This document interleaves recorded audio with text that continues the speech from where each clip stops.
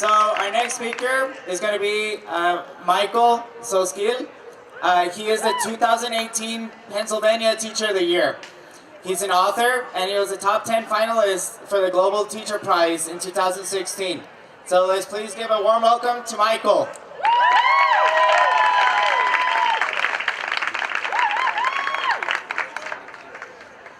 Good morning, everyone.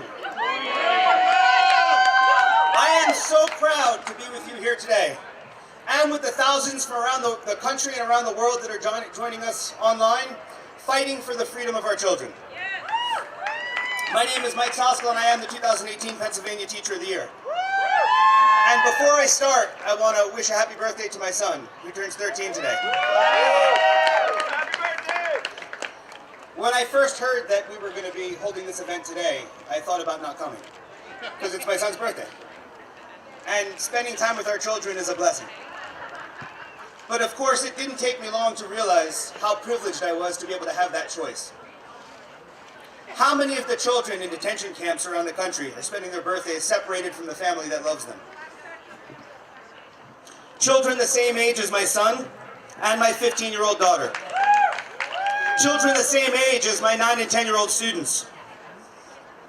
The fact is, throughout our history, immigrant children have often paid the price when adults fail to find their shared humanity.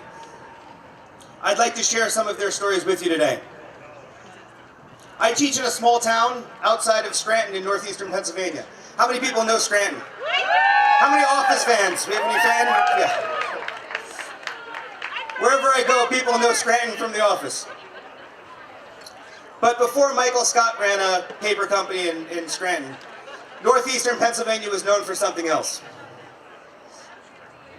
In the 1800s, the Industrial Revolution in the United States was powered by anthracite coal from underneath northeastern Pennsylvania. Just like in the factories of New York City and the railroad lines in the West, the most dangerous and the most difficult jobs in the mines were given to immigrants. By the 1890s, the coal fields were heavily populated with Eastern and Southern European immigrants. Like today's world, it was a time of economic upheaval caused by technological innovation. And just like we're seeing today, the fear from economic instability resulted in nativist and nationalistic sentiments that tore communities apart. Corporations and mine owners at the time valued profit a lot more than they valued the immigrants who were working in their mines.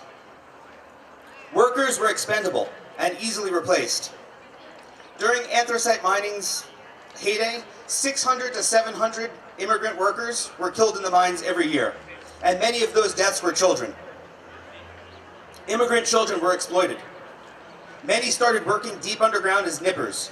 They sat in complete darkness for 14 hours a day. Their only company were the rats and the occasional mules that would come by on the coal trains. When the tunnels were built on a slope, coal cars came hurtling down the track. The nippers had to listen carefully because it was the only signal that they should open the door and let the cars come through. And if they didn't hear those cars coming in time, those cars would crash into the doors. Darius, a Lithuanian immigrant, was 9 years old when he lost his life. Sitting alone in the dark silence made falling asleep almost inevitable. Despite trying desperately to stay awake, he dozed off. The rumbling of the tracks woke him up just as the coal car was approaching. He jumped up to open the door, but he didn't make it in time. He was crushed to death as the 4-ton car crashed through the door. Nippers like Darius got paid 70 cents a day. By 12, many of them were working as coal breakers. Their job was to stand hunched over all day, separating coal from slate. Often their fingers were crushed. Always their fingers were cut and bleeding. Occasionally they were caught in the machinery. In his book, Bitter Cry of the Children, John Spargo explains what it was like for these children. Crouched over the chutes, the boys sit hour after hour, picking out the pieces of slate and other refuse from the coal as it rushes past the washers. From the cramped position they have to assume, many of them become more or less deformed and bent-backed, like old men. The coal is hard, and accidents to the hands, such as cut, broken, or crushed fingers, are common among the boys. Sometimes there's a worse accident. A terrified shriek is heard, and a boy is mangled and torn in the machinery, or disappears into the chute to be picked up later, smothered and dead. Nativism was rampant during the Industrial Revolution. Those in power looked to quash any demands by immigrants for fair wages, safe working conditions, or livable housing. Often immigrant workers who would organize or strike in the hope of improving their condition were met with the harshest of consequences. One such instance occurred in Latimer, Pennsylvania, on September 10th, 1897. 400 unarmed Eastern European immigrants marched with an American flag to demand better working conditions. The local sheriff, angered by these demands, deputized 150 citizens and armed them with new rifles. These deputies opened fire on the immigrants, murdering 19 and wounding 32. The inscription on a monument erected in Latimer explains how the local government saw the immigrants that they fired upon.